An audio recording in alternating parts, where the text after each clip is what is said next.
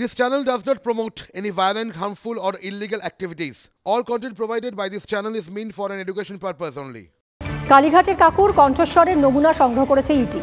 বৈজ্ঞানিকভাবে কতটা গ্রহণযোগ্য এই ভয়েস স্যাম্পল টেস্ট, এই প্রশ্ন নিশ্চয়ই আপনার মনেও জাগছে। টিভি 9 বাংলায় এই নিয়ে প্রশ্ন করা হয়েছিল বিশিষ্ট চিকিৎসক শারদ দত্ত মুখোপাধ্যায়কে। তিনি জানান, ভয়েস স্যাম্পল টেস্ট একদম সায়েন্টিফিক। কোনো ব্যক্তিকে শনাক্ত করার জন্য কিছু নথিভুক্ত প্রক্রিয়া রয়েছে।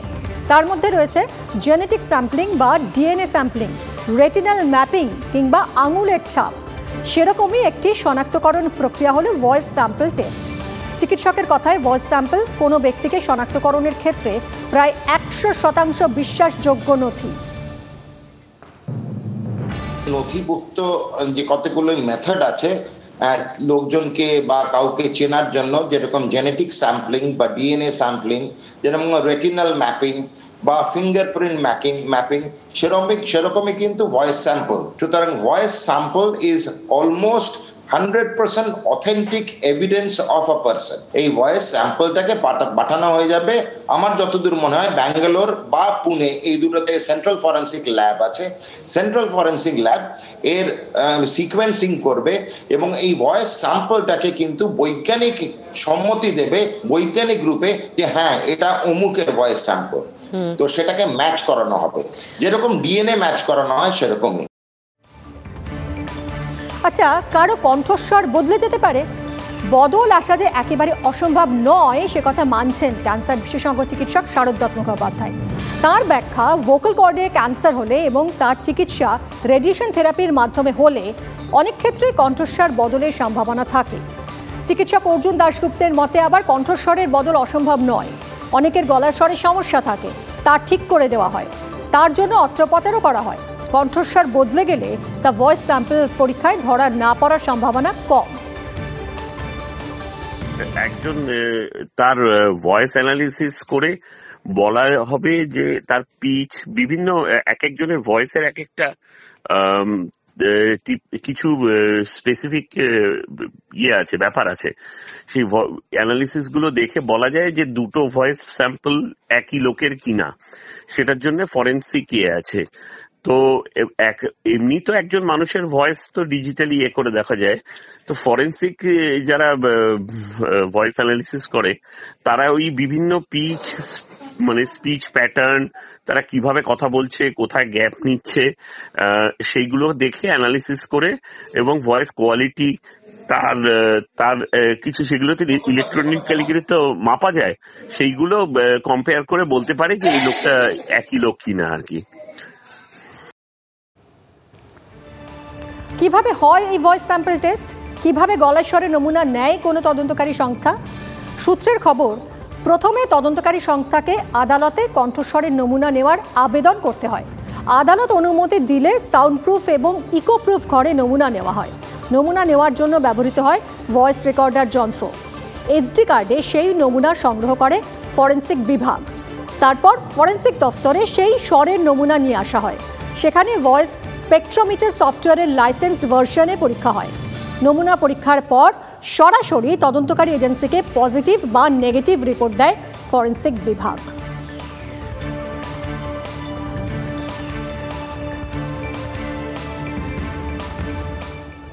প্রাক্তন সিবিআই কর্তা উপেন বিশ্বাস এই নিয়ে কি বলেছেন শোনাবো আপনাদের। এই যে ভয়েস টেস্ট, এটা কিন্তু একেবারে সাবস্ট্যান্টিভ এভিডেন্স নয়, মানে এইটাই যে একেবারে শেষ কথা তা নয়। ডিএনএ মানে একেবারে সাবস্টেন্সিয়াল। ডিএনএ যদি আপনার মিলে যায়, রক্তের মিলে যায়, তাহলে আর তাতেই তার সাজা হয়ে যাবে। কিন্তু শুধু ভয়েস টেস্টে যদি খালি একটা এভিডেন্স হয়, তাতে কিন্তু সাজা হবে না। আমাদের বহু কেসে দেখেছি, যখনই তাকে ভয়েস টেস্টটা নামানো হলো, সে অন্যভাবে কথা বলবে। মানে যেরকম ধরুন আপনার সঙ্গে এখন আমি এইভাবে কথা বলছি, কিন্তু আমার যদি ভয়েস টেস্ট নয়, তখন বলো হ্যাঁ আমি তো সেই মানুষ না, তখন আমি এইভাবে কথা বলবো। তাহলে ওই কথা বলার সঙ্গে ওর আসল কথার সঙ্গে মিল হচ্ছে না। তাকে সেইটাকে সূক্ষ্মভাবে বার করা, মানে সেই বিজ্ঞানটা পৃথিবীতে এখনও সৃষ্টি হয়নি। ওর মধ্যে কিছু কিছু অংশ থাকে, যতই সে বিকৃত করুক কিছু কিছু অংশ থাকবে যেটা আসল যে তার ভয়েস, মানে যেভাবে সে কথা বলেছিল সেটা প্রমাণ হয়। রাজনৈতিক মহল বিরোধীরা কে কিভাবে দেখছে তো শুনলেন। মোহাম্মদ সেলিম, সুকান্ত মজুমদার এবং দিলীপ ঘোষের বক্তব্য শোনালাম। আর এবার আপনাদের শোনাবো কালীঘাটের কাকু। তিনি TV9 বাংলাকে এক্সক্লুসিভ সাক্ষাৎকারে কি বলেছিলেন। 22শে ফেব্রুয়ারি প্রতিক্রিয়া দিয়েছিলেন কালীঘাটের কাকু, শুনুন। উপেন বিশ্বাস দেখিয়ে গেছে, সুতরাং বুঝতে পারছেন ডট ডট ডট ডট সেই সব যেখানে দেখিবে চাই উড়াইয়া দেখো তাই, পাইলেও পাইতে পারো অমূল্য। করে কি করতে চাইছে, কার কাছে পৌঁছতে চাইছে? এই রোজ শুনছেন না, সুজন চক্রবর্তী বলছে, শুভেন্দু বলছে, এই বলছে, তাদের তো মূল একটা টার্গেট, রাজনৈতিকভাবে পারছে না, এই কাদা ছোড়াছুড়ি, ইডি সিবিআই এইসব বোঝা যাচ্ছে। আর তো কি, আমি অন্তত কোনো ইয়ে করছি একটা তদন্ত যে 10 বছর 12 বছর ধরে চলছে, এটাও তো আজকে 4 বছর হয়ে গেল। কাকে টার্গেট করতে চাইছে? তৃণমূল নেতৃত্বকে।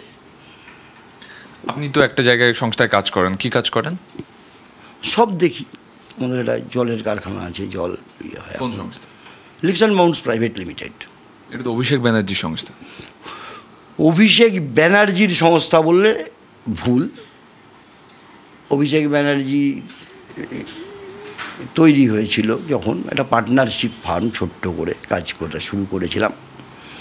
আমি প্রথম দিন থেকেই আছি আর কি, ওই ছোটো ছোটো ছোটো ছোটো কাজ করতাম। যাই হোক, করতে করতে করতে ওদের জলের কারখানা তৈরি করেছি, কিন্তু সেই দেখতে পাচ্ছে না। এক সময় খুব বড় কাজ করতাম, কিন্তু এখন আমারও শরীর খারাপ। অভিষেক ব্যানার্জি একদম সময় দিতে পারে না, আর আমরা নাম ভাঙাই না। এক্ষুনি কোটি কোটি টাকার কাজ হবে নাম ভাঙালে, এক্ষুনি হবে, কিন্তু কখনো কোথাও কখনো আমরা কোনো। আপনি কি মনে করছেন, এটা অভিষেক ব্যানার্জিকে ফাঁসানোর জন্য এনিহাও আপনার একটা নাম র্যান্ডম চলে আসছে, আনা হচ্ছে? না না, সব জায়গাতে এই যে কয়লা আমাকে পাঠালো, তো আমি গেলাম। তো বাজেভাবে আপনারা দেখাচ্ছেন সেটা দেখান, কিন্তু আমাকে যখন ডাকলো আমি গেলাম। 9 ঘন্টা ইন্টারোগেশন ফেস করলাম। বললো পুরো হলো না, আমি কালকে আসবো আবার। বললো ডেকে নেব। তো আজকে 1 বছর হতে চললো ডাকেনি আর। তাহলে আমি তাদের তো স্যাটিসফাই করে এসেছি। যত কাগজপত্র যা চেয়েছে সব দিয়েছি। 10 বছরের কাগজ চেয়েছে, 10 বছরের কাগজ দিয়েছি। প্রত্যেকটা জায়গায় তারা মানে ক্লারিফিকেশান চেয়েছে, প্রত্যেকটা ট্রানজাকশান 10 বছর প্রত্যেকটা ট্রানজাকশানের ক্লারিফিকেশান চেয়েছে, দিয়েছি। একটা কথা বলুন, আমরা যার আন্ডারে কাজ করি, যে আমাদের বেতন দেয়, আমরা বলি সে আমাদের মালিক। আপনার মালিক কে? আমার মালিক অভিষেক ব্যানার্জি। অভিষেক ব্যানার্জি আপনার মালিক? ন্যাচারালি, শুরু থেকে তো তখন অভিষেক ব্যানার্জি। আজকে উনি নেই, কিন্তু দিয়ে তো গেছেন উনিই চাকরি, আমাকে নিয়েছিলেন, আমাকে রেখেছিলেন। অভিষেক বন্দ্যোপাধ্যায়ের পিঠে ছুরি মারলে আগে আমাকে ছুরি মারতে হবে। আমাকে না মেরে অভিষেক বন্দ্যোপাধ্যায়কে কেউ মারতে পারবে না, তার জন্য আমি জীবন দিতে পারি। আগে একই অফিসে কাজ করতাম, তাই অভিষেকের সঙ্গে ঘনিষ্ঠ সম্পর্ক ছিল। এখন অভিষেক ব্যস্ত থাকায় আমার সঙ্গে আর কোনো যোগাযোগ নেই, কিন্তু একথা কেউ বুঝতে চায় না। 23শে ফেব্রুয়ারি গ্রেফতার হওয়ার আগে কালীঘাটের কাকু TV9 বাংলায় ঠিক কী বলেছিলেন, শুনুন। পৃথিবীর কেউ অভিষেক ব্যানার্জিকে স্ট্যাপ করতে গেলে আগে আমার পিঠে স্ট্যাপ করতে হবে। আমাকে না মেরে অভিষেক ব্যানার্জিকে কেউ মারতে পারবে না, এইরকম কথা বললাম। কৃতজ্ঞতার এই লেভেল। অভিষেক ব্যানার্জির দৌলতে আজকে আমি এই যে আপনি এসছেন বা যা হচ্ছে, নাম হোক বদনাম হোক, 4টে লোক চিনুক, 4টে লোক ভালোবাসুক, তার সমস্ত কিছুর অভিষেক ব্যানার্জির জন্য। তার জন্য আমার জীবন গেলে আমি জীবন দিয়ে করব। আর অভিষেক ব্যানার্জি আমি জানি বলে এত কনফিডেন্টলি বলছি, সবাই জানে। আজকে অভিষেক ব্যানার্জি অত্যন্ত ব্যস্ত, সারা ভারতবর্ষ নিয়ে ভাবছেন, নির্বাচন, দলের ইনফ্রাস্ট্রাকচার নিয়ে ভাবছেন। তো সেইখানে আমার সঙ্গে এখন প্র্যাকটিক্যালি যোগাযোগটা প্রায় নেই, কিন্তু এই দলীয় নেতারা, বিরোধী দলের লোকেরা, তারা সবাই আমাকে জানতো যে আমি এক সময় অভিষেক ব্যানার্জি, যেহেতু অফিসের কাজকর্ম করতাম, তাহলে অভিষেক ব্যানার্জি সেই অফিসে বসতো, তাহলে আমি কাজ করি, অভিষেক ব্যানার্জি বসে, তখন তারা ঘনিষ্ঠ সম্পর্ক ছিল। একই অফিসে যদি দুজন থাকি, কথাবার্তা তো হয়, তো সেইটা কারোর রয়ে গেছে। আজকে যে অভিষেক ব্যানার্জি এত ব্যস্ত, আমার সঙ্গে দেখাই হয় না, আমার সত্যি কথা দেখা হয় না, সেটা লোকে বুঝতে পারে না। লোকে ভাবছে সেই অভিষেক ব্যানার্জির সঙ্গে সেই আছে, তাহলে ধর বেটাকে, এটা ছাড়া আর কোনো আমি দেখছি না। সেই একটাই, তারাও জানে না যে এখন অভিষেক ব্যানার্জির সঙ্গে আমার এতটা দূরত্ব, তিনি এত ব্যস্ত যে তার সঙ্গে আমার সঙ্গে কথা বলা তার সময় কোথায়। কাকুর কণ্ঠস্বরে নমুনা পরীক্ষার পরই মুখ খুললেন দাদা অজয় কৃষ্ণ ভদ্র। TV9 বাংলায় প্রথম প্রতিক্রিয়া সুজয় কৃষ্ণের দাদার, যদি দোষ করিস স্বীকার কর, ডাল ভাত নুন ভাত খেয়ে শান্তিতে বেঁচে থাক। সুজয় কৃষ্ণকে বার্তা দাদা অজয় কৃষ্ণ ভদ্রের, শুনুন।